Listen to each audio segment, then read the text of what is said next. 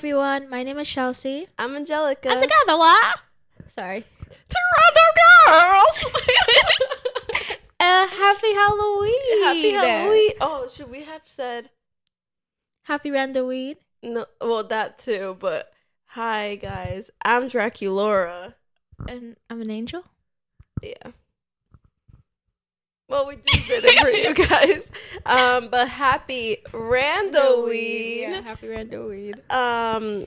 Yeah, so today's our last Halloween special because it's Halloween week, duh. And we're gonna finish off the murder mystery / random mysteries. So we'll go in with our mysteries. I left off on the third one. Should I go and then you? Okay, so actually I left on. Okay, the third one is Jack the Ripper, the third most famous like murderer, like serial killer. Who are the first two? The first famous murder is the Black Dahlia. The second one is the Zodiac Killer. Oh, sorry. I think, but like he was the third most known serial killer. Oh, yeah. Well, I guess, yeah.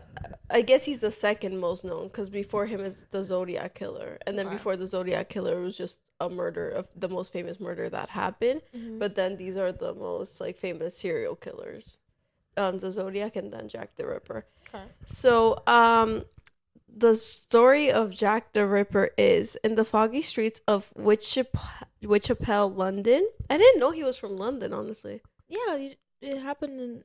I thought it was here. No. Wow.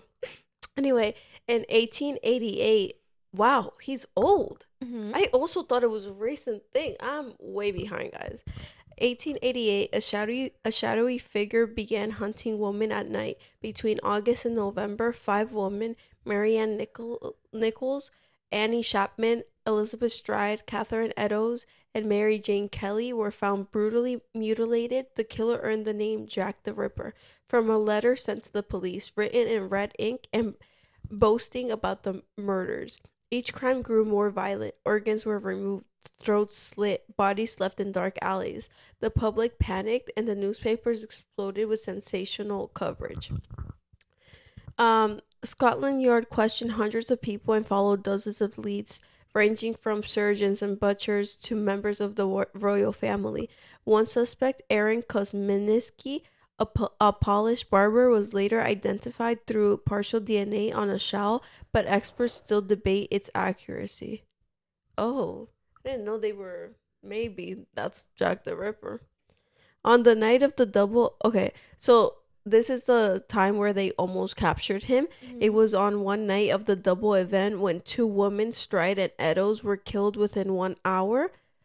Police actually found a bloodstained apron dropped nearby, likely by the killer fleeing the scene. They were just minutes too late. Damn. So his legacy is Jack the Ripper was never caught, but his killings reshaped criminal profiling and forensic investigation. He became a chilling symbol of mystery, misogyny, and the dark side of Victorian London. Damn. Yeah. And he only killed girls, right? Yeah, I thought it was prostitutes. Was it only prostitutes? Yeah. Oh, that. I feel like that's. I feel like I've heard that too. Yeah. But also, maybe it was only prostitutes, but also I don't think so because people were all afraid.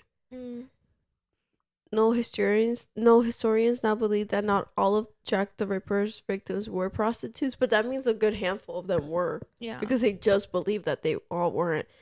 This was the initial assumption made by the police and the public, while the five canonical victims were from 1888 are often grouped as prostitutes. There's little evidence to support this for all of them.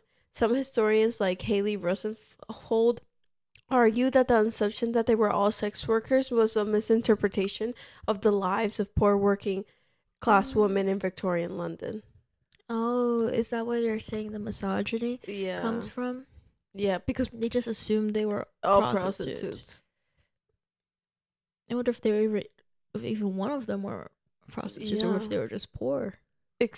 But hey, now that I'm thinking about it, isn't that crazy? Because how did they get partial DNA in 1888, but they never could with the Zodiac killer? It said that they got partial DNA from Jack the Ripper, or in 1888 they got partial DNA. I don't. However the heck that may have happened. They said, one suspect, a police worker, was later identified through partial DNA on a shawl, but experts still debate its accuracy later. I don't understand. How can the heck can this happen? What? How from 1888, how is it in 2014, a shawl that was in 1888, not even 19? That's what I'm saying, but then they can't find not a single thing of DNA from the Zodiac killer. That means there was police involvement. like no, but let's be honest here. No, like honestly, that doesn't make any sense because I really don't. DNA, I feel like it makes DNA not like as powerful because like there's no way nothing could be found for the Zodiac. But I mean, like there's no way nothing, not even the like. That's what I'm saying. No, and the things that they did have, they said that because other people have touched it and because of the years, it's corrupt. But how after not even a decade, way more than a decade, a century, was nothing corrupted on the shawl? So you're telling me in 1819, what was it, 80? 80. The police officers, the chain of evidence was so like corrupted that they couldn't, like the evidence was not, like the DNA evidence wasn't usable basically. But in 1888, they were able to preserve that DNA that from that show from 1888 to 2014. That's what I'm saying. Either these people just grabbed a random person's more DNA. Than 100 years. Girl, more than 100 years. That's what I'm saying. It's a random person's DNA, maybe. Mm-hmm. Or the American people, someone in there knew this. How is it so corrupt? It wasn't even... Okay, it was more than 10 years. But still, like... But it was like the chain of evidence is what I'm saying. So, like, I don't know if, like, somebody, like... touched it with their hands and then like instead of using gloves. Like, since when is that a thing, you know? Like if that's a thing since then, since the 1970s, then how did it get corrupted? Because someone's in there knowing. The Zodiac killer was a police. I mean, I don't know if I don't know when the evidence like got corrupted for the Zodiac killer. Apparently the shawl was found on the murder site of the Catherine Eddowes by a police officer by the name of Amos Simpson, who took it home and gave it to his wife as a present. That just made me even more mad. So the DNA wasn't even preserved. It wasn't like the police officer took it as like evidence and it was in some evidence in London, like evidence locker in London. Somebody gave it to their wife. I don't think this is true. It's just not making sense. So I just asked when his evidence became corrupted for the Zodiac killer, and it said in the Zodiac killer case there was no single event when evidence became corrupted. Instead, critical evidence was mishandled over time through repeated handling, a lack of preservation technology, and human error. The crimes occurred decades before modern forensic methods, and police were not yet aware of how easily DNA and other trace evidence could be contaminated. Okay, I understand that. Then how did this not get contaminated? That's what I'm saying. This doesn't make any sense how this didn't get contaminated. I'm like, is this even real? Well, people are saying that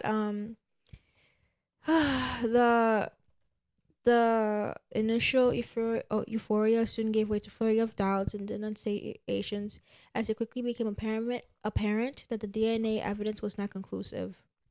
Obviously, it's not conclusive. I don't even know why anybody was even happy. There's no way that anybody could believe that a shawl that was apparently given to this woman who was taken off the side of a murder. What husband takes a shawl off a murder site of another woman and gives it to their wife. I'm thinking the husband was Jack the He Ripper. has to be Jack the Ripper because I'm like, I'm so confused. How are you there? And not only that, the shawl apparently had blood on it. Okay, so I said, yeah, it said the idea that Jack the Ripper's shawl was not contaminated is highly disputed. In fact, most Ripper historians, forensics experts believe the shawl is contaminated and its authenticity is questionable at best. The shawl was not officially cataloged or preserved by the police in 1888. Its reported history states it was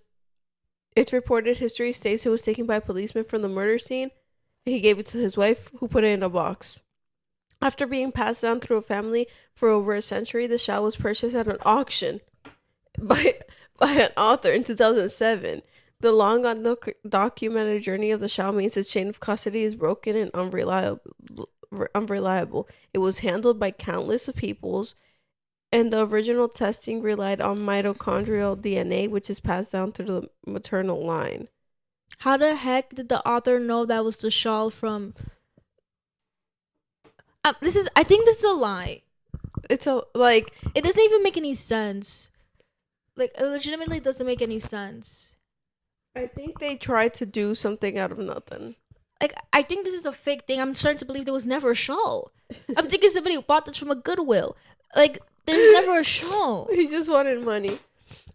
They just wanted to make up a story and, to give something, because it literally doesn't make any sense how a police officer takes a dead woman's piece of clothing from a crime scene, from the place that she just died, and gives it to his wife. And then that wife says thank you and puts it in a box. And she suddenly even gonna wear that box is passed down through generations for 125 years until some author buys it in a estate sale. Well, he knew it was from her because in the auction, that's what they said, probably. Maybe. The shawl from one of Jack the Ripper's murders. I mean, victims. These people are weird. That whole family is sorry. Like, that's weird. What would you do if your husband came and was like, "Hey, baby, I just took this off of that girl's body. I think you would like it." What could I say? And it's Prada. It's a Prada bag. I'm like, you're crazy. Why would you bring this? Would you keep it? No, I wouldn't keep it. That's like another level of depravity to steal from a dead person. And it wasn't even anything crazy. It was a shawl. Like, you can't afford to buy your wife a shawl. Well, maybe in 1888, a shawl was like a sign of wealth. Like, maybe, I don't know. You know? I'm just not gonna lie. That's crazy. Well, also no, because they're saying that they kept thinking they were prostitutes because they were lower class people. So if they were lower class people, what the heck was the police? Why is he taking her? Why is he taking a lower class woman's shawl off of her dead little body? That's actually crazy. I don't know why. I think his wife was like, okay, and put it in a box. Like this is what you think of me. Like, I'm not gonna lie, I think he's Jack the Ripper. Like, it seems like it's a trophy. That's something that serial killers take. Did nobody look into him? Bro, if this shawl is even real, I'm like, no, it's real. I don't believe it. I just can't believe that a police officer takes something, unless it's him. Yeah, because only a serial killer would say it's fine to steal from the dead. Yeah, you're right. And so happy, and like you said, the prize, and for him to even rub it even more, show it to his woman, his wife, yeah. And then it gets passed down through generations, bro. Like, imagine that box there's multiple shawls and they don't even know. That's disgusting. Yeah. Okay, guys, the next story is Chelsea's last mystery. This mystery is called the lead mask case. It happened in 1966 in Niterói, Brazil. Sorry for butchering that. I really tried my best. Oh my god, it's butchering. What? I always say butchering. Oh, butchering? Yeah, butchering. Okay, so the lead mask case. 2 technicians were found dead on a hillside wearing formal suits, lead eye mask, and no sign of struggle or trauma. Nearby was a notebook that read 1630, be at the specified location, 1830, ingest capsules, after effect, protect metals, await signal, mask. Police found no drugs or poison in their systems. They had no money, and it looked like they'd gone there deliberately to perform some kind of ritual. Theories range from UFO contact, experiments, psychic tests gone wrong, to radioactive shielding. And locals said strange lights were seen over the hill that night. The creepiest part is that the lead masks were homemade, crudely cut, and worn as if to shield the eyes from something bright or divine. No one knows what the signal was or what they were waiting for. Creepy facts: the two men had brought the materials for the masks themselves and cut them by hand, imperfect and even, as if they were rushing. They had a notebook full of coded notes, and only partly deciphered. A local boy reported seeing a blinding flashlight over the hill the night they died. And they were found lying neatly side by side, hands folded on their chest, like almost like a ritual. So, some people say that they could have been part of a cult, like a spiritist cult or a UFO cult, and they thought that they could communicate with like aliens that of like beings of light. So they were trying to get in contact with these aliens that night. And some think they were testing psychic powers using LSD or hallucinogens, but their autopsies didn't show any. And others claim the men were murdered by someone within their circle using the ritual set up as a cover. And the notebook that they found with all the notes had missing pages. So some people think that someone took the evidence before the police arrived.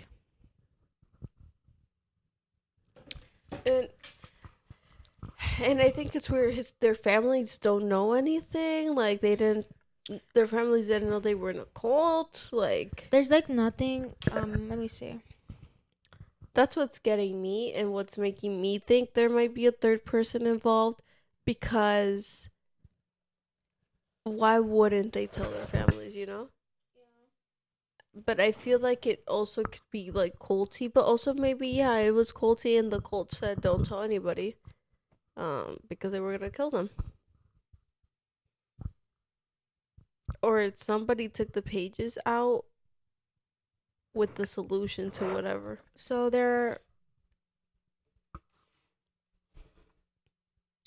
apparently like information on their families is limited, but they say that some of the sources say that their families are the people who told the police that they were into scientific spiritualism. So I don't know.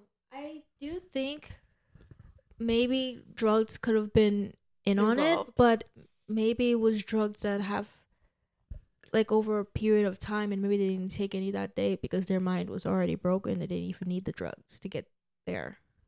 That makes sense. Like, but I think also like some people, they don't even need drugs to sacrifice themselves. Yeah, that's true. They could be just experiencing foliade, maybe. Shared delusions, like between two people. It's like when they both like kind of hallucinate the same thing. Or like, what if they're like devil's advocate here, but what if they weren't hallucinating? Like, what if they really found the way to, let's say, travel dimensions, like, or to contact aliens, or contacted aliens and then the aliens killed them. Or they went with the aliens, but the body here is stayed. Like, we don't know, That's the thing. I hate never knowing things. Like whenever we talk about unsolved stuff, I just hate like it could be literally so many things. The abyss of never not knowing. know. Yeah. Like that's why I really, if I could have the power, I would go back in time and I would look and I would solve every case. Yeah. Like a detective. Yeah. And I would see who did everything, and I would be like, "Oh my god, it was you! I knew it was you." But I mean, obviously, I'm not talking to them. Yeah. But like, then I go back in time and I write a list down, and I let every single person know exactly who did it. And I start another podcast, or it's a series of this podcast, or I start a TV show. Yeah, she already broke away from me. And I do something and I'm like, come with me and let's discover or let's rediscover these mysteries. I like it. No, that'd be powerful. Right? Wouldn't that be powerful? I think the main one would be like for kidnappers. Yeah, kidnappers, but also murders. Like, Yeah. like for Black Dahlia, Who did it? like imagine, Madeline McLean just actually know for sure if it was that man who kidnapped her. Miss Bonet. We're gonna get to her, but I can't. I Okay. can never say her name. What's her name? Who- Judy Bonet. Judy. Oh, now you're making me forget her name. I think it's John Mace. JonBenét John Ramsey. Bonet. Her is a main one that I'm always like, who did it? Yeah. But I'll tell you guys who I think did it. Okay. Number 4 for me is the Villisca Axe Murders in Villisca, Iowa. I don't know if you say Villisca. I don't know how to pronounce it. But it was a warm summer night on June 9th, 1912, when Josiah and Sarah Moore tucked their 4 children into bed after a church event. 2 neighbor girls, the Stillinger sisters, had asked to spend the night. By morning, the entire house had fallen silent. No movement, no sound. When a concerned neighbor entered around 8 a.m., she found a nightmare. All 8 people inside had been murdered with an axe. Oh my God. Curtains were drawn, mirrors covered, and each victim's face hidden under sheets or clothing. The killer had even stayed to eat a meal in the kitchen before vanishing. The suspects are investigators questioned dozens, including a traveling preacher named Reverend George Kelly, who confessed, then recanted, and a state senator who had business ties to Josiah. No one was ever convicted. The creepy angle is that the Villisca house still stands and is open for overnight tours. Visitors claim they hear footsteps, children's laughter, and even the faint sound of an axe dragging across the floorboards. It's one of America's most haunted homes. That's so horrible. With an axe? Those, not to I don't know, but those poor children who don't even live there. Can you imagine their parents? Oh my God. Yeah. Yeah. I don't think I'd ever forgive myself. Me neither. Even though it's not nobody's fault. Fault, yeah. Well, you don't know. Maybe it was the dad, and then he killed him. No, because then the killer had a meal. Yeah. I mean, I think it's hard to kill yourself with an axe. I feel like they would notice some. Yeah. That's so strange. And why that house? But it's weird that the Reverend confessed and then they said he didn't. Yeah, but the things about confessions like that too is that sometimes they're coerced, maybe like the police. They're like, person. say you are. You did it, right? And sometimes if they get you with something that's why I always get scared. I really hope I'm never in a wrong place, wrong time situation, because now they got me in a interrogation room 20 hours. Not one meal, no water, no bathroom breaks. You're like, did I do it? Yeah, it's literally mental warfare, and they try to convince you. I don't know why they do that. Why would you do your job, bro? Stop trying to take the easy way out. Now you making me confess, and now the actual real killers out there still killing, and you over here 20 hours in a room with me. Yeah. I think they do it because at times they are the real killers, I don't know. I feel like usually no. Really? But maybe I'm thinking about the 5 unsolved ones, Mm-hmm. But there are obviously murderers who have been convicted.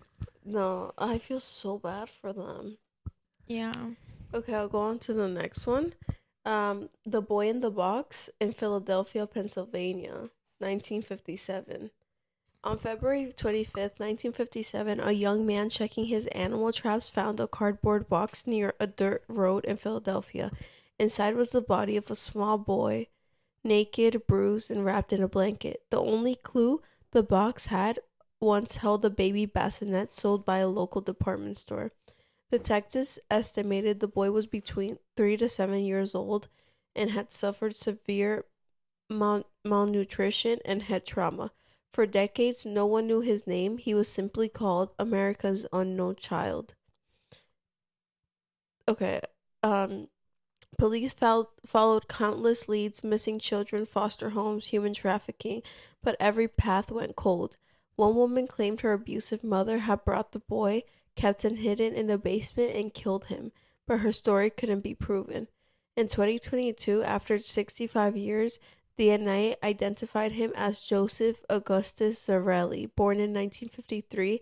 Sadly, even with his name restored, his killer remains a mystery. The boy's gravestone was finally updated to read Joseph Augustus Zarelli, March 13th, 1953 to February 1957. He was 4 years old. America's unknown child. For many, it brought closure to one of the most heartbreaking cold cases ever. And with his name, they weren't able to find a family, any? I'm guessing no. Mm. But plus, they found it in 2022. Any family he had. Like, sorry, I meant like descendants, like. Yeah, I don't know. You know, like work backwards, find out who the mother was, like. Yeah. But also, it's like. Maybe anyone cares. It's like a 4-year-old that had malnutrition. It had to be somebody in the streets. For nobody to be like, my son, like. Yeah. Or he escaped or someone kidnapped him, but like. Oh my god. It's really sad. It's reminded me of this case that happened just recently. This woman, she was driving and the police pulled her over for like expired tags or something. Like she was, or her registration was suspended or her license was suspended. She wasn't supposed to be driving, and they pulled her over and she was talking to them. They're like, what's going on? Like, do you live in here? And she was like homeless, so she was living in the car, and they kept talking to her. For some reason, like they asked to like check the car. I think it's because they were gonna tow the car because they're like, you can't drive this. Mm-hmm. So like they're like, take your things out. Like we're not gonna let you drive. She's like, come on, please, this is my home. Like where am I supposed to go? Like I live in here. And they're like, I'm sorry, but like you're not allowed to drive. Like you're lucky. Like we're not gonna like arrest you or something. So they tell her to take her stuff out the car, and she's taking her things out, and the officer's like, something smells so bad. She's like, what is that smell? She's like, oh, I don't know, there's a bunch of dirty stuff here. She's like, I have a bunch of dirty blankets, you know, like I live in this car, like I can't wash my stuff. I don't have any money to go to laundry. I don't have a place to wash my clothes, so it's just a bunch of dirty things. I'm sorry, like it's just, that's why it smells so bad. And the officer's like it just keeps getting worse, and he's like, no, like that's a horrible smell. And he tells her, hey, like get that bag and open it, like I want to see what's inside. And she's like, oh, you're just gonna see like a bunch of dirty blankets, I'm telling you, like you don't want to see this. And she gets the bag and she's like trying to like untie it. She's like, you see, like just a bunch of dirty blankets, like it's that nasty and stuff, like I'm only living here. And then the officer's like, what the f? And then the lady drops stuff and then she starts running because and then the officer starts chasing her. But yes, it was this very small child in there, unalived. And after like they got her, obviously she can't run that fast, like they got her. And after like investigation, whatever, it was her niece and nephew. Two of them? Yeah, and they were dead for like a year in that car. She just kept them in the car. Like one of them died like 2 years earlier, and the other one died like a year earlier, like from the time that. And where were their parents? Their parents were her sister, mm-hmm. like and her sister had given them to her to take care of them for some reason, like, and she that girl was struggling too. She was like yeah, I'm trying to take care of them and stuff, but like this is hard or whatever. And she would get mad at them and she would hit them, and I think in like hitting them, like she killed them. Yeah. Oh my god. The girl died first and then the boy died. They were like to school. So malnourished. They were like really very small. They thought the boy was apparently 8 or something like older, but he thought he was like much younger than he actually turned out to be. Yeah. Yeah. That's so sad. It was really so sad. I was like, this is insane. And like she had a friend in the car, and the friend was like I don't know what's going on or whatever, and they arrested her obviously because she got caught up, but also they're like, you didn't smell that, like you're sitting in the car, but like it was in the trunk, and I don't know, like I don't know. Mean, the officer also didn't smell it until she started moving the things, no? I mean, until she opened the trunk, I think maybe. Yeah. Yeah. Damn. Oh my god, I would kill myself if that was my friend. Yeah. And then you're in the car, like, and first for her to just be, just how crazy she is, like for years she's driving around with these, her niece and nephew alive in the trunk, like, what? And she just put like a bunch of wrapped them up in dirty blankets, like. Obviously, I don't think she has a thought in her brain. Oh god, that's scary. I don't. Yeah. He deals with me. Jail, luckily. Good. Okay. The next one is JonBenét Ramsey, 1996, in Boulder, Colorado. You see, like, this one gets me because 1996. How could they not find it? Like, it's later, you know. I feel like the more later, the more it's like crazy for you not to find them. This is the most famous one, most recently. The most recent famous one. The day after Christmas, 1996, the 6-year-old beauty queen JonBenét Ramsey was reported missing from her family's upscale Boulder home. A bizarre 2.5-page ransom note demanded $118,000, the exact amount of her father's recent work bonus. Hours later, her father, John Ramsey, discovered JonBenét's body in the basement. She'd been strangled and suffered a head injury. Suspects. Theories flew. Her parents staged a cover-up, her brother accidentally killed her, or an intruder broke in. The ransom note seemed oddly detailed, and handwriting analysis don't fully match any family member. Despite media hysteria, no one was ever charged, and the interesting angle is that DNA evidence cleared her parents in 2008, but the case remains open. The mixture of wealth, child pageantry, and mystery made it one of the most sensational cases of the 90s. I think it's the brother. But I heard that was disproved. How? And they said that the brother loved his little sister, and I was just reading about it the other day, or I was watching a TikTok or something. But that's fake. That's fake because I've seen so many documentaries about this, and they literally had not victims. What is it? People that they interview. Eyewitnesses that showed how the brother would push her and kick her and hit her, and he would be abusive towards her. And I don't know if this is like real or I'm making this up, but from what I remember, I thought it was the brother because they wanted to do DNA from the brother, but the parents didn't let them test the brother. I wonder why they couldn't just get a warrant. I know that he's like a minor, no? He was a minor, yeah. Yeah, but like if someone's a minor is like a suspect for murder, I don't think the parents are able to just say, no.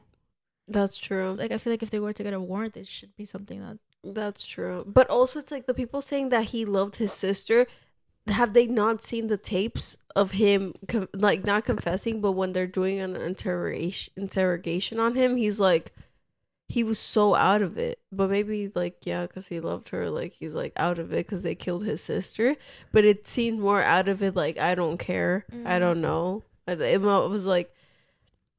And I feel like the parents, that's why they covered it, because it was their son. They're like, oh my god, I mean... Like, I think it's crazy when people... Okay, but obviously there are people who could do it. Like, there are parents who love their son more than their daughters, or they're like, shoot, like, already lost one child, we'd want to lose another one. But if, God forbid, like, if I was ever in their position, and if it was my son, that I knew was my son, you're going to jail. they could put you under the jail. I'm not gonna try to do any backwards things to save you, because then you're literally spitting on your other child's grave. The one Yeah, that, like you didn't care about her at like, all. at all. Okay, so I asked why people think he killed the sister, the brother. Circumstantial evidence is the basis for the theory that Burke Ramsey killed his sister, JonBenét, in a fit of rage. However, DNA evidence found on JonBenét's clothing exclude all members of the family, including Burke, from being the source. Okay, so they did test his DNA. Oh my god, but I'm thinking, and I'm like, who would come and kill that little baby? Like, what the heck? For them to take her and then bring her back into the house? But the thing is that day they were having a party. Mm. From what I know, I'm not reading this, but from what I remember, they were having a party upstairs. And she was downstairs and they came in the window. And they killed her there in the house. They didn't take her out and bring her back in. He went in through the window because the window was open. So they just knew she would be in the basement? That's what I'm thinking. I used to think it was also somebody in the party. Yeah, I feel like it has to. Yeah. I can't imagine the person wouldn't. If there's a party, I feel like that's the worst time that somebody would be like, "Let me come and take someone's life." And from what I remember, I think it was, obviously it was during Christmas. And there were footprints in the snow, but they weren't able to do anything with that from the footprints coming out of the window. Were they big or small? They were big, I think. Okay.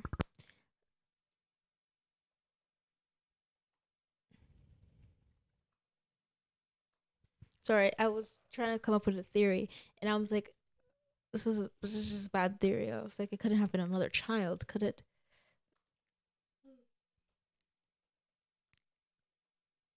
I wonder if it could have been a crazy mother, like jealous of, maybe, was she like a really top performer in like the pageant? She was like number one.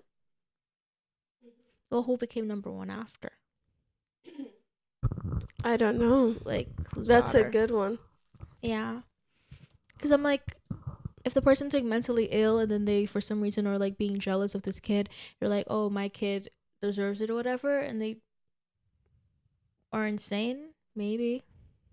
Yeah. Because unfortunately, some people, I feel like a lot of reasons that sometimes we can't figure out why or who is because we're like, no, that's insane. And I feel like we're discounting just how insane people could actually be. Like, yeah, it doesn't make any sense logically, but if you could murder somebody, you're not really thinking logically, you know? Yeah. Okay, so it said in DNA in 2008, but also I was seeing a lot on TikTok saying, oh, finally this is the year we're gonna find JonBenét's killer, because like this new DNA thing came out, but still I haven't heard anything about it. But anyway, in 2008, the trace DNA from JonBenét's underwear and clothing was definitely linked to an unknown male. No, what was on her underwear? Oh, hey, right. You didn't know that? Oh my god, no, I did not know that. Yeah. Sorry, the other child thing. I just thought he had strangled her. Mm-mm. Oh my god.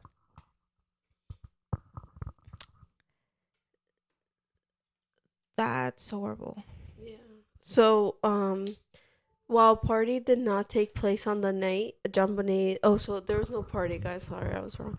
Her family had attended a Christmas dinner at a friend's house and returned home late. The theory that an intruder killed her by entering through a window and leaving footprints is one of the several possibilities considered in this involved case. So it's a theory. An intruder theory has long been a key part of the investigation, suggesting that an outsider broke into the Ramsey home and committed the crime. The primary evidence supporting this theory includes the unidentified male DNA in her underwear and on other parts of her clothing. The profile does not match any of the family members and has never been successfully matched to anyone in the FBI's criminal database. The footprint, a partial footprint from a high-tech boot, was found in the concrete dust of the basement wine cellar near where the body was discovered. The print did not match anyone in the Ramsey family. Broken window and suitcase. A broken basement window was discovered with a suitcase positioned beneath it. Some investigators, including former detective Louis Smith, theorized this was used by the intruder to enter or exit. The ransom note. The demand of $118,000 was close to the exact amount of the Christmas bonus he received, which some have suggested an intruder with inside knowledge may have known. But the counter evidence for this is that, despite the evidence cited by supporters of the intruder theory, other facts complicated the case and led many to believe a family member was involved. Because there was no clear signs of forced entry, the house showed no obvious signs of a forced break-in. Undisturbed cobwebs and foliage were found around the suspected basement window entry point, casting doubt on its use as an entrance. You see, that's what I'm saying. It's weird. Because how did the cobwebs not move? How did she get into the basement? What was she doing there? Oh, I'll ask that. Or can you ask that real quick while I read this? The contamination of the crime scene. The initial police response treated the situation as a kidnapping. The house was not properly secured, and friends and family were allowed to enter and clean, which may have destroyed or contaminated evidence. Like, they didn't even know she was in the house, basically, is what they're saying. Yeah, they didn't. They thought she was kidnapped. That's why I thought they took her out, and because I thought they checked the basement. DNA interpretation debate. Some forensic experts have argued that the male DNA could have been deposited through innocent touch DNA at some point rather than a perpetrator. Stage crime theory. The unusual nature of the long, multi-page ransom note written on a pad and with a pen found in the Ramsey home led some investigators to believe it was staged. For years, law enforcement and the public heavily focused on the possibility that a family member was responsible for JonBenét's death, though they were officially exonerated by the district attorney in 2008 based on the DNA evidence.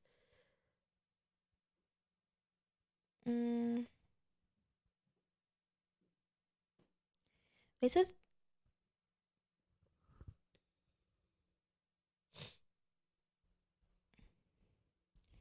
I'm not gonna lie.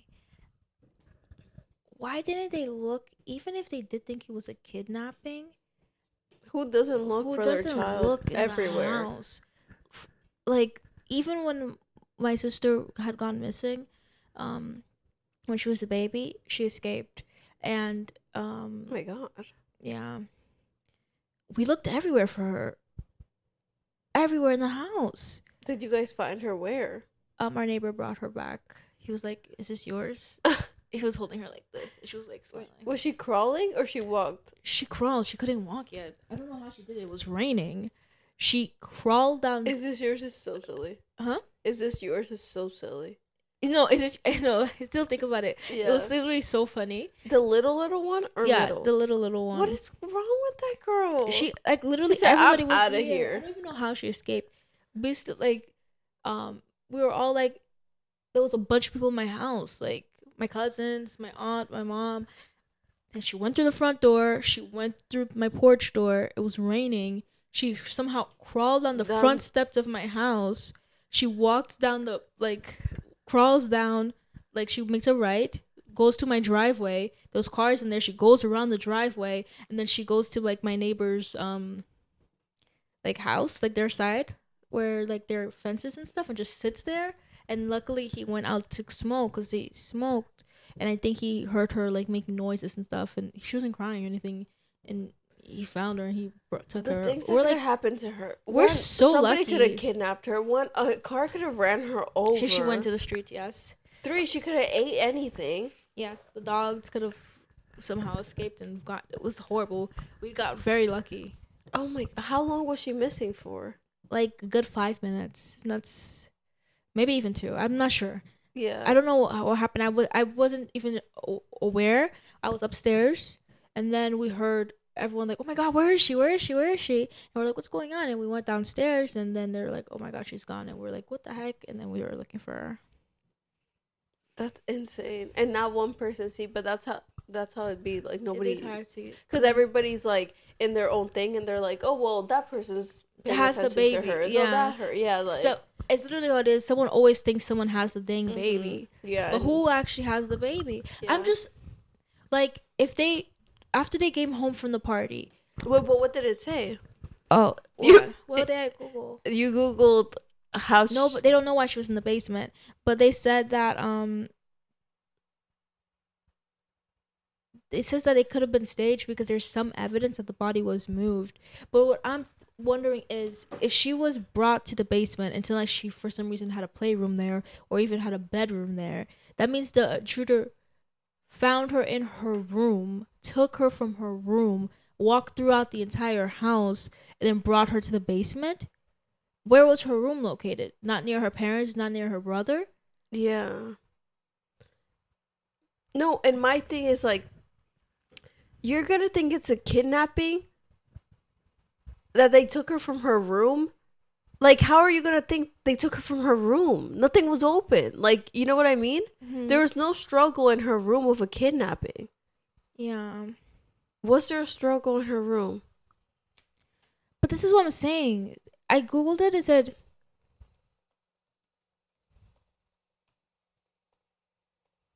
apparently her bedroom wasn't even close to her parents.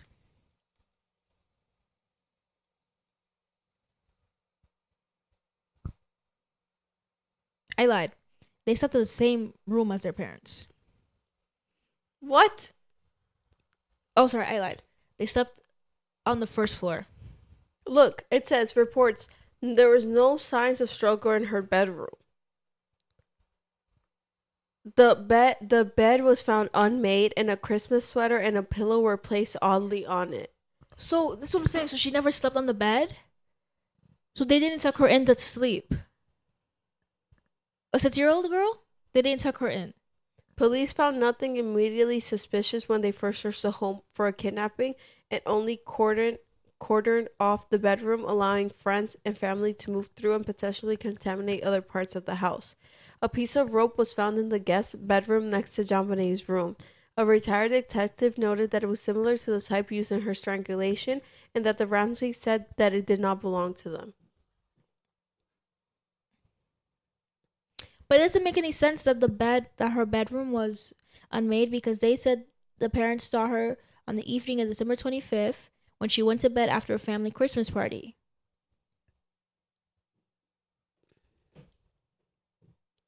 The only struggle was that she had been sexually assaulted. She was strangled with a garrote, a makeshift weapon made from a paintbrush handle and cord. Her skull was fractured due to a blunt force trauma. The lack of signs of a struggle in the bedroom and the evidence of the violent attack in the basement have been major points of discussion in the decades-long unsolved case. I'm sorry, but for people who think it's not the family, it's just how? How did the person so quietly get her to the basement? How did the person so quietly get her out the house? She was her room was located in the other side of the house. The parents slept on the second floor.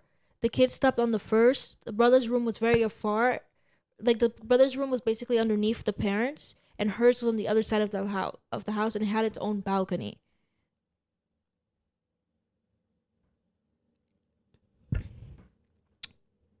Yeah. So, I'm assuming because I just don't understand why they would give. I think it's assuming nothing happens, but if your child wakes up screaming, crying in the middle of the night because they have a nightmare, they're just a little child. I don't understand why she's so far from them. No, even though she's far, they'll be. How are you not able to hear your child screaming? House? How big is the house? I think it was because they were rich. So that's what I'm saying. Because he had $180,000 raise bonus. What the heck does he do? $118,000 bonus. I wish I could. What is that? Like, what does he do? That's not even my salary. Not even my salary, bro. Like, I don't know. But like, my thing is like, if it was someone in the outside, right? Let's say that knew. So it does say they tucked her in to bed.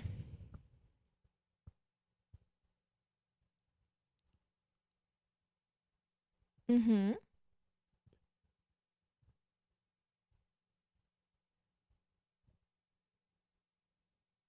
It said that John Ramsey carried her upstairs because she fell asleep in the car, and then Patsy replaced the child's pants with long john bottoms.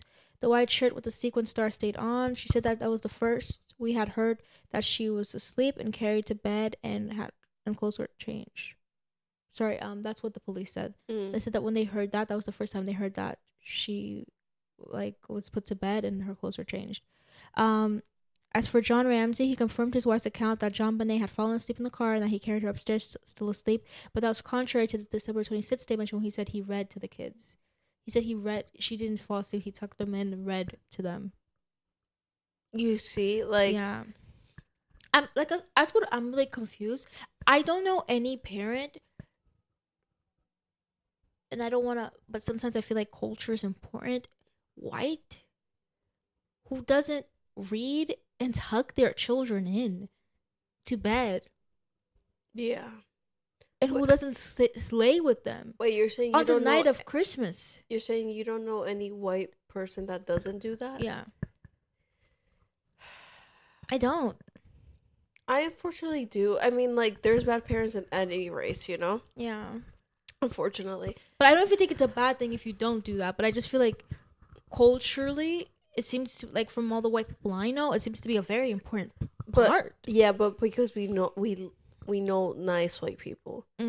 But also they're rich white people, which it's like, I know rich white people. Yeah, but like they were assholes. Oh, also putting your daughter in beauty patches. I'm not saying you're an asshole for that. Yeah. But there's like in the documentary, they talk a lot about how she'd be tired, and the mom's like, "No, it doesn't matter. You have to." And I think they used to even give her medication for her to be up. Like, yeah, obviously, you're right. Yeah, so like I don't know, maybe like they were tired of it. Maybe they even paid somebody to do this. Why didn't they just give her to somebody else? Like, it's just, my thing is that the no signs of struggle, her bed being like normal.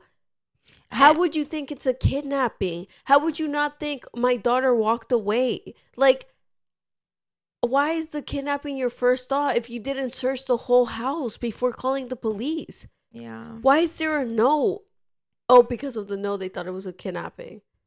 But like, they said that the bed seemed to not be slept in. That the bed was unmade. But that I don't get. Obviously, the bed's unmade if you sleep on it and somebody comes and gets you. But that's what I'm saying. How can the bed be unmade if they put her to sleep? They didn't even check on her ever again.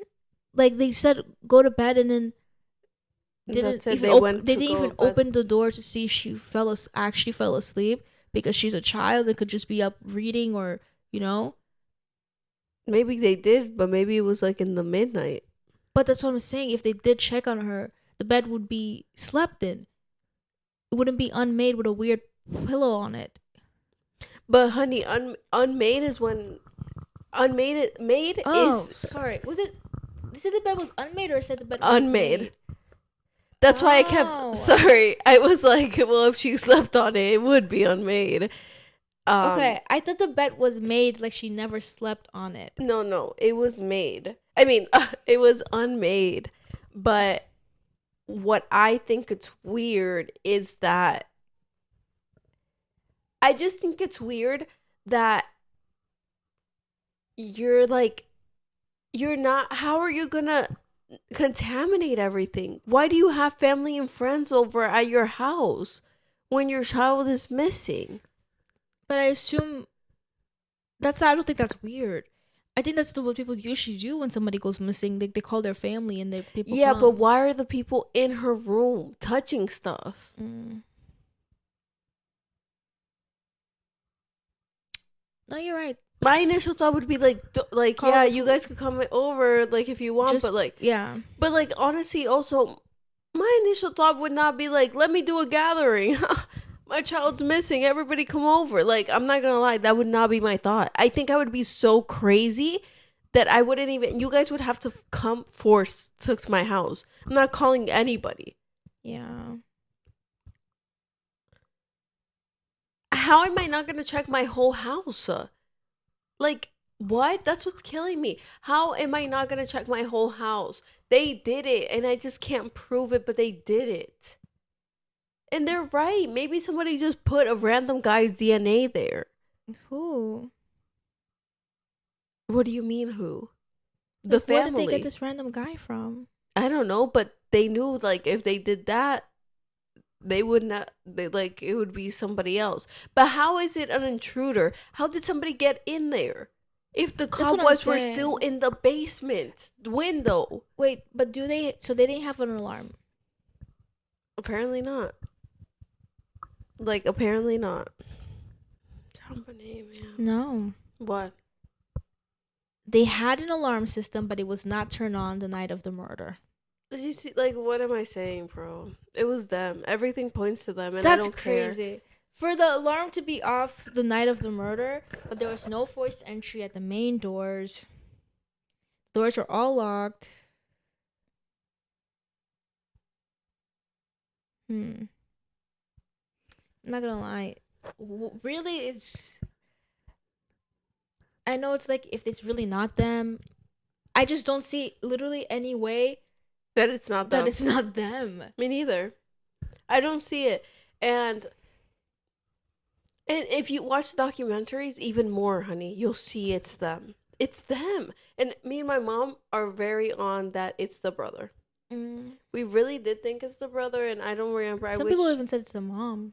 Yeah, because the mom was jealous of her. The mom was angry. The mom would give her pills. You think a mom that gives a daughter pills for her to win beauty pageants isn't evil? Some people say it's the mom. It's the dad raped her, and the mom let it happen, and then like let the dad kill her. Apparently, they had 2 private planes. I just can't believe that these like really rich people, that somebody just broke into their house, took their daughter, killed them, and didn't even get the money in the... That's what I'm saying. Like, if it was a person who... For what? For what? Like, if they really wanted to, they could get the money and then give her body after, if they had already... Even if they had already killed her. You know? Mm-hmm. Even if they had already killed her in that house, they wouldn't leave her if they actually wanted... If they... money. Unless somebody just came here. It's You're not right. cold-blooded murder, you know? You're right. They didn't want the money at all. They would have just took her... You know, say, give me the money. And dispose of her somewhere else. Yeah. That's what they wanted. And try to get the money, you know? What I think happened is that they did it, you know? Yeah. They did it. They put the suitcase there. They made it seem like... Yeah, and maybe they just didn't really think about the cobwebs and stuff. You know, the stuff that made people think maybe wasn't an intruder? But, like, why? You know? It's like... Literally, why? No, that's so horrible. I haven't heard about this case. I did watch a documentary about this, but it was a very, very long time. So that's why I literally thought it was just like the strangulation, and I forgot a lot of the details. Like, I'm gonna watch another documentary. Me too. I want to watch it again because I really forgot also. But it's like the more we talk about it, the more I remember. Me and my mom, there was like a time where we watched like 5 back to back because we really were like, we're gonna find out who it is. But like, I just think that's so crazy. And it's crazy because there's probably someone still, like a detective still on it. And it's like, I got it. I'm gonna do it. Oh, that's so fun. I really hope, because... But I wonder what break in the case. Like, maybe if I tried... Okay, dang it. I was gonna bring it. You know what I'm talking about? It's the same thing as what to happen. But no, low-key, I'm gonna say, where can you see all of the evidence available? But I don't think they do. They don't let the public see. But sometimes you need a fresh pair of eyes. Of course. Like, when they said the boots, right? The boots that they found. That's what I'm saying. What boots were they? They said it was a workman high-tech boots. What is high tech? Is that something? It's a brand. And this is something that people who work, like construction. Okay, was there any construction being done nearby? Did they have recently any construction done on their house, like a plumber or somebody come into the house to do something, because even if it was somebody who broke into the house, that means that person would have to have been watching them. That means the person would have to be privy to the fact that they had alarms, but the alarms were off. Like, I think knowing that they're that rich, you wouldn't feel so comfortable to just come into the house, like with the risk that the alarms might go off, unless you're confident that the alarms were off. It's just so much things that the person had to have actual knowledge, and they had to have been watching them. Either someone close to them who actually has been into their house. But that's what I'm saying. What was the reason of killing? Just to kill? Yeah. Because it wasn't for the money, like you said. The ransom note makes no sense. Yeah. If she was the whole time in the house dead. I think what really does make sense is what people say, like, it was a crime of, like, passion, like a obviously, because, like a rage. Because if it was about the money, then why wouldn't I go back and be like, okay, you see, I'm serious about the money. I killed your daughter. Now give me the money, or I'll kill you, or something. Like, you know, it's like, so they just left the note, killed the daughter, and that's it. No. So wait, did they figure out if the note was written after she was killed or before? I don't think so. But apparently it has no... It's like very different from all of their handwriting. Even if they wrote with their left hand?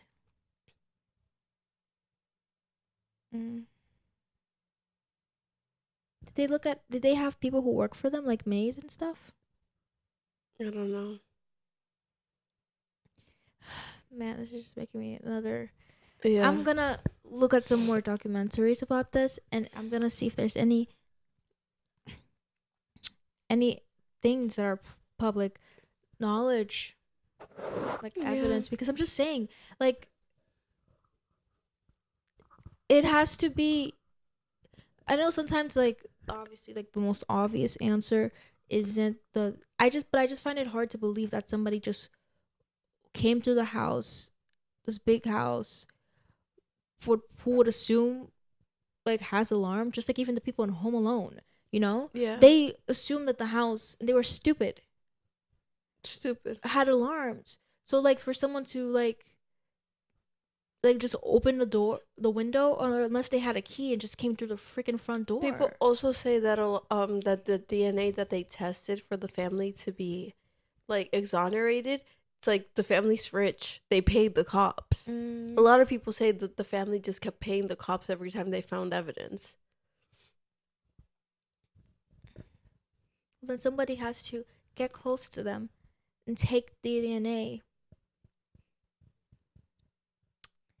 But then, how would you get the DNA of her that was on them?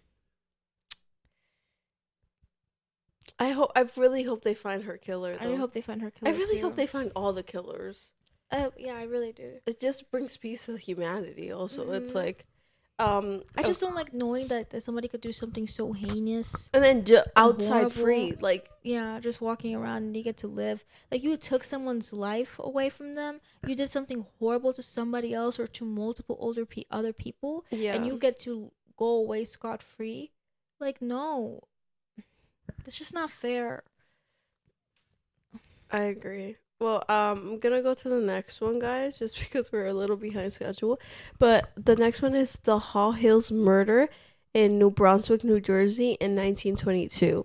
So Reverend Edward Hall, a respected Episcopal minister, and Eleanor Mills, a married choir singer, were found dead under a crab apple tree. Their bodies were staged side by side, hands touching, love letters scattered around them. Both had been shot and mutilated. The scandal rocked New Jersey society because the two were having an affair. Hall's wife, Frances, and her brothers were accused of murdering the pair in a rage, but they were acquitted due to the lack of evidence. The interesting angle is that this was one of America's first media circus crimes, covered like a soap opera with gossip columns and sketches. It exposed class privilege. Many believed the wealthy's family status protected them from conviction. Obviously, this was her. Like, yeah, unless she paid somebody Yeah. to do it. Or if Elena Mills had a husband, why did they not think it was the husband? Yeah. Right? Mm-hmm. But maybe she didn't, because I feel like he would also be a suspect. I just feel like the scattered love letters make it pretty obvious that it's a person who's of passion, like yeah, rage. Yeah, it's a even rage. making them like touched, like their hands touch, staging them side by side and shooting them and then butchering them after. Yeah. And she had brothers, like, of course. She probably hit up her brothers. The brother said, "Don't worry, sis, we got you." Yeah. And I think I agree. It's the wealthy family status protecting them from conviction, just like JonBenét's family. Mm. Okay, the last one. The Long Island serial killer, Gilgo Beach Murders. This one's not unsolved though, thank God. They found him, right? Yeah, I watched a documentary on that. I'm like, I have to watch it. In 2010, police searching for missing sex worker Shannon Gilbert near Gilgo Beach found human remains, but not hers. Over the next months, they uncovered 11 sets of remains, mostly young women who advertised escort services online. Oh, so he wanted to be like Jack the Ripper, even though Jack the Ripper wasn't even all prostitutes, but him was mostly prostitutes. Mm-hmm. For years, the case went cold as theories of corruption and multiple killers circulated. Then in 2023, police arrested Rex Heuermann, a New York architect, and charged him with several of the murders. Investigators linked him through burner phones, online activity, and DNA from pizza crust. Yeah, I was going to say they got him from a pizza crust. He was getting too confident. Wait, how did they get him? Basically, he had a phone that I think he would use to like contact and taunt the family of Shannon Gilbert or one of the people. But he was trying to kill her, or he already killed her? He had already killed Shannon Gilbert, but he was contacting her sister or something, but through like a burner phone, and they were able to like kind of like locate the, sorry if I'm like butchering this, like like the phone, the area, the area, and because he was just getting like too like cocky. And then they got DNA because he ate pizza, but he didn't eat the crust of the pizza. He didn't finish the crust, like, or something like that. And then the police found the box, and they used the pizza crust for DNA, and I think they matched the DNA against DNA. How did they found the box because he was already a suspect at this point? Because they were already observing him. Yes. Okay. And chilling details that Heuermann allegedly stored trophies and used fake accounts to contact escorts while living a double life as a married father and professional. Yeah. Had children. Oh my God. Even after his arrest, police suspect other bodies along Gilgo Beach could belong to different killers, making this possibly a dumping ground for multiple predators. Online sleuths helped keep pressure on authorities, keeping the case alive for over a decade. Wow. And what did his wife say and his children? Well, they didn't know. But like, did they come out in the documentary being like, I was in shock? Oh, sorry. It was like I said documentary, I meant like a true crime. Like, it was somebody like telling me what's it called, but I feel like they probably wouldn't have. Cause, oh my shoot. Sorry, that was silly. Man, this is so uncomfortable. But yeah, I feel like no, like they wouldn't talk about it, but they didn't know. Like they didn't even suspect. Like most people don't suspect. Like that was happening. There was a point that this man was actually killing people in his house, in like the basement, or no, it was another man, like another serial killer. In like basically literally right under his wife's nose, like in the garage or something, he would kill people. And some people, once like he got found out, they start to suspect the wife because there's no way you didn't know. Like how oblivious could you be? And she really didn't know. My God. Yeah. There's two more, but I don't know if you want to do those two more and leave the other part for another video, or if you want to like speed through them. No, you could just do the two more. Yeah. Okay. the Hinterkaifeck murders in 1922 Bavaria, Germany. On a small German farmstead named Hinterkaifeck, the Gerber family lived quietly until the father, Andreas, began hearing footsteps in the attic and found footprints leading to a house, but none leading away. Days later, neighbors noticed the family hadn't been seen. When they checked inside, they found six bodies: the parents, their daughter, her two young children, and the maid, all killed with the pickaxe. Even more chilling, evidence suggested the killer stayed for days afterward, feeding livestock, eating meals, and sleeping in the house. Suspects. Theories included a jealous neighbor, a family friend seeking revenge, or even the daughter's ex lover. Police interviewed over 100 suspects but never solved the crime. The farmhouse was demolished a year later, but locals claim the site remains cursed. Many say it's the eeriest unsolved case in German history. I don't understand. Basically, it was like footsteps. They think it was could have been somebody living in the walls. Like he saw footsteps like going in, but never going back Also, out. he's like a ghost, basically? Like a weird entity? No, like they think it was a person, but like somebody who could have been living in the walls. There's a name for those people, but they live inside your house. Like you don't know that they're there. But like in the walls of your house, do you not know? Well, they only come out at night when everyone's asleep. But they walk like how I like that's what I'm not. Well, nobody sees them. Like they walk like regular people. No, I mean in the walls of your house, like like they crawl sleep spaces, standing up. like crawl spaces, like not like actually like between the walls. Oh, but, okay, like, okay, yeah, okay. Now I understand. So he saw that, yeah. and days later, I wonder. Thank God he told somebody. Mm. It was definitely that person. Yeah, Oh my God! But the staying story's there. still so like scary. You heard this one too? Mm-hmm. Oh, you heard of all of them, honey. All of them? Yeah, like basically, there's not. Have there been any that you didn't know of? I don't think so. Yeah. Okay. So let's see. This is the last one. If you get it, you get them all. The Texar Texarkana Moonlight Murders in 1946. In Arkansas slash Texas border. Um, Between February and May 1946, a masked gunman dubbed the Phantom Killer attacked couples parked on Lover's Lane near Texarkana. I don't know how to say that. They're just basically saying Texas and Arkansas. 5 people were killed, 3 injured. He wore a white sack over his head with slits for eyes. They once almost captured him. After one attack, survivor Jimmy Hollis described the gunman's voice and height, but police couldn't identify him.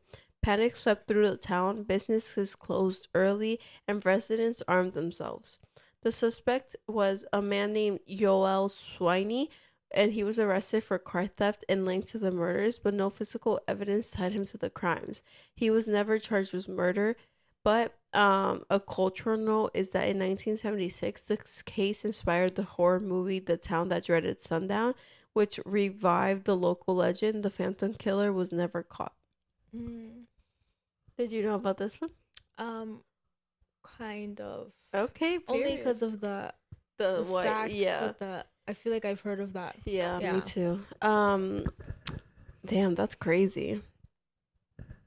But he just killed them to kill them. I mean, that's a Zodiac killer too. He's also killing people and lovers. Like You know, there's also one called the Alphabet Killer. I've heard of the Alphabet Killer, but that's all I know. Like I've only heard of the Alphabet Killer. I was seeing a movie recently with my mom, and it was like a true story apparently. And there was this detective, and he was only killing girls with, like, let's say their name was Megan Murphy, and then another girl was named Claudia Karen. Mm. It's like if they had the same initials, but I don't know, because then I googled it and they said that's not true. So I don't know if that part of the story was just not true. But basically, yeah, he was. Actually, I'm gonna Google it, because why is it the alphabet then? The moniker alphabet killer refers to multiple killers whose victims had first and last names that started with the same letter. The name is most prominently associated with two separate series of murders that featured this pattern. Oh, so it is true. Yeah, the movie is true. Okay. He killed like 3 girls with that same name, and the detective went into a psychosis. She became schizophrenic. Because she couldn't solve it? Because she kept trying to solve it. She slit her wrist. She didn't pass away. Her husband saved her, but then they got a divorce. And then she just was like, I know I'm fine. Like, she wasn't taking therapy and she was fine until another child with the same initials died. And then she got back into the case, and then she again, like, couldn't solve it. But then it ended with her being able to solve it, but then they put her into a mental asylum because when she finally went to confront the guy, he ran away, and they put her in the mental asylum because she wasn't safe for humanity. Wait, why wasn't she safe? Because she was shooting a gun, and like it's not known if it was a real thing or a hallucination. Oh. Is this a real story? I wonder if she really saw him. I know. It says between 1971 and 1973, 3 young girls in around Rochester, New York were abducted, sexually assaulted, and murdered. Each victim's first and last names had the same initial: Carmen Colon, Wanda Wawalczyk, and Michelle Maenza. The connection became even more chilling when investigators discovered each girl's body was dumped in a town whose name started with the same initial: Cologne and Churchville, Wawalczyk and Webster, and Maizena and Macedon. The person responsible for these double initial or alphabet murders was never officially identified, and the case remains unsolved. Joseph Nassov, convicted in 2013, years after the Rochester murders, another killer with the same signature pattern was discovered. California serial killer Joseph Nassov was convicted in 2013 for the murders of 4 women whose names shared the same initials: Roxane Rogash, Carmen Colon, another Carmen Colon? Oh my God. Pamela Parsons, and Tracy Tafoya. Nassau had lived in Rochester area in the 1970s, which led to speculation that he was the original alphabet killer. However, his DNA did not match samples from the New York crime scenes.